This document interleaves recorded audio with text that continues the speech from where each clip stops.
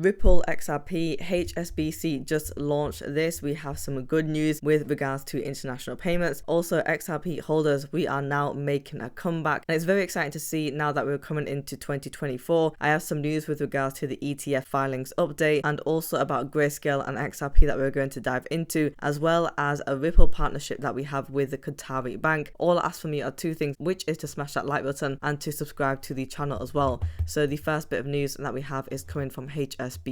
So HSBC is now going to essentially be taking on rivals such as Wise with international payments app Zinc. So this is now what they have created, but this is just recent news. And the reason as to why it is important is because it's multi-currency. So this essentially means that the app doesn't operate on one currency, but it has a range of different currencies. And we know that Ripple XRP is able to provide cross-border payments. So I just want to take a look at what we've got over here. You can see that HSBC will be competing with these fintechs and the cross-border payments industry with lower charges and sleeker tech. So the lower charges means the fees, and the fees have to be predictable. We don't want any high variable fees, and Ripple XRP is able to offer that. And of course, sleeker technology. So not only is the interface good and clear to see, but also the fact that it works and operates well enough so that the user can easily use it and make the payment without any sort of problems. Now, this app is not only restricted to HSBC customers, which is good to note because I actually don't have an HSBC bank account. I'm with other banks such as Barclays and Halifax, and it says over here that they will be targeting international payments app market. And so essentially the rivals that we have are Wise and Paysend, and they are already in the industry. Now, HSBC said that the app will be available in the UK from Wednesday, and that the app will essentially be available in 2 additional continents by the end of the year. So that'll be interesting to see which continents they pick. Maybe one of the continents that they might go ahead with is Asia, as we know there are strong links between HSBC and Asia, and maybe the second could be Africa. And so I'm excited to see what they're going to be coming out with for that. And then I thought I'd have a look at this quote. It says that now is a time for a new kind of international payments solution. As we know, when it comes to international payments, what is important? Well, we have the finality of the transaction, we have the transaction fees, as well as the settlement times, and that is essentially something that Ripple XRP can offer. So I'm really excited about this development that HSBC have come out with, and we know that HSBC is a Ripple partner as well. So the ETF filings, you'll see over here we have a tweet from James saying all 11 of these Bitcoin ETF filers are still in the Cointucky Derby, and we're not over the finish line yet, but we are damn close to that, and that was actually posted just 2 days ago now. But you'll see over here we have all of the filings for the different spot Bitcoin ETFs, and you can see now what was actually blank before, if you remember, is now completed with yes.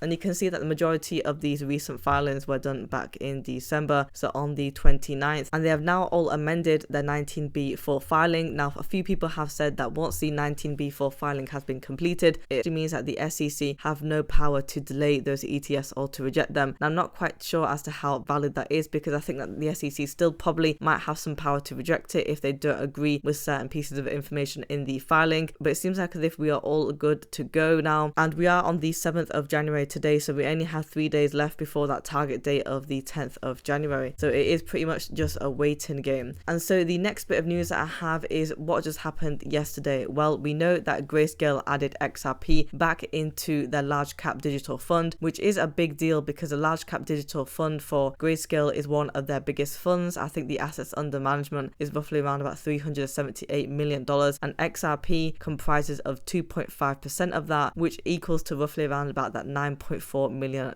mark. And again, I do say it is really important because it says over here that Grayscale initially sold their XRP holdings on January 2020 following the accusations against Ripple. We very often underestimate the consequences of the SEC lawsuit on XRP performance during the last bull run. Its price was clearly suppressed by external entities, and I think this is definitely something that people are undermining. Yes, we have been classed as a non-security, but we still are receiving that price suppression, unfortunately, and I do understand the frustration because we are not seeing as much price action compared to other coins that are going up.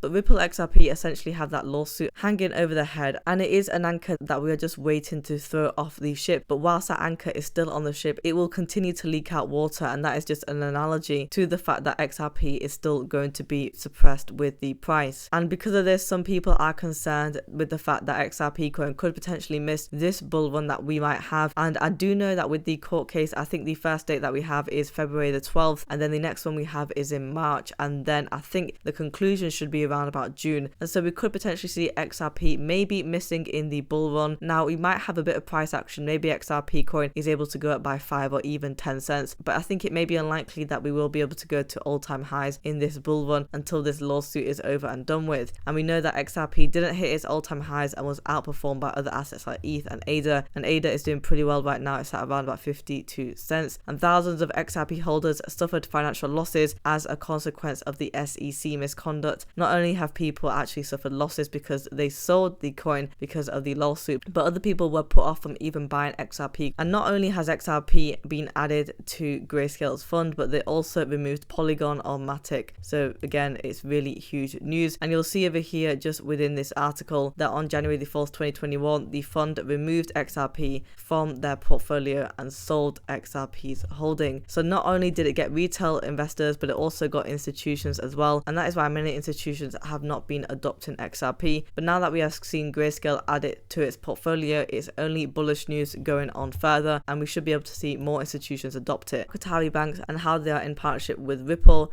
that culminated in the launch of a remittance service that delivers near real-time international transactions. And actually, if we take a look at this article in depth, we know that not only Qatar is at the forefront of all this digital technology with blockchain technology and cryptocurrency, but also Dubai is as well. And the link between Dubai and Ripple is that they have already received the virtual asset provider license within Dubai. And for Qatar, you can see over here that there is a collaboration between the Qatar National Bank and Ripple, and with that key focus being your real-time international transactions. And real-time means that it's going to be able to get the money to be settled there and then. And I know that whilst this is a very easy concept, currently banks struggle now when it comes to settlement for cross-border payments. For example, let's say one bank is trying to pay another institution in a different country, let's say from China to Qatar. Sometimes it can take up to a month for that transaction to settle, and a month in business terms is way too long for both intermediaries, right? And I believe that these real-time international transactions will only increase more liquidity, and Ripple's technology will be able to do that. So let's take a look at this video that we have before we have a look at the price action for XRP coin today. It says over here that XRP holders hold the damn line. Citibank, one of the largest liquidity providers in the world, doesn't give a damn about your meme coin. They want cross-border liquidity.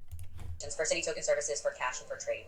So now what we can do is we can move tokenized deposits around cities, corridors. Right now it's just US and Singapore, with aspirations of adding another 3 to 5 in the next near term.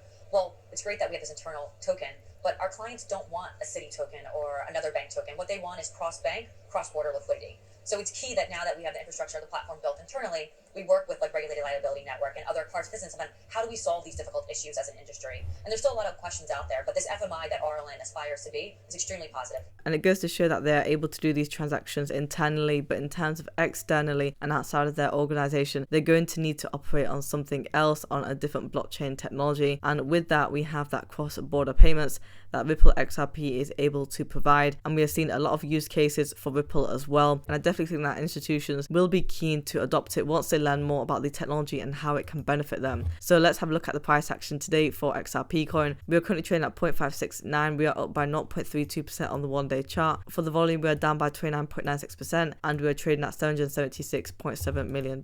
So if we have a look at the earlier hours of the morning for where we were trading, we were currently at 0.5684. The highest that we've actually gone for the day is 0.5727, so we were at 57 cents. The lowest that we went for the day as of now is 0.5655. Now if we have a look at the 7-day chart, we are down by 8.7%, and you can see over here we are not doing too bad, right? We are pretty much just sideways trading. So yesterday we went to a low of 0.5602, and we are now up, as you can see from this price. We're just under 57 cents, and if you remember on the 4th of January we did hit 59 cents. We were so close to that 60-cent range. As of now, I want to see XRP coin get back to 58 cents, and then from there we should be able to go back up to 60 cents. Guys, if you want daily Ripple XRP coin news, subscribe to the channel and like the video as well.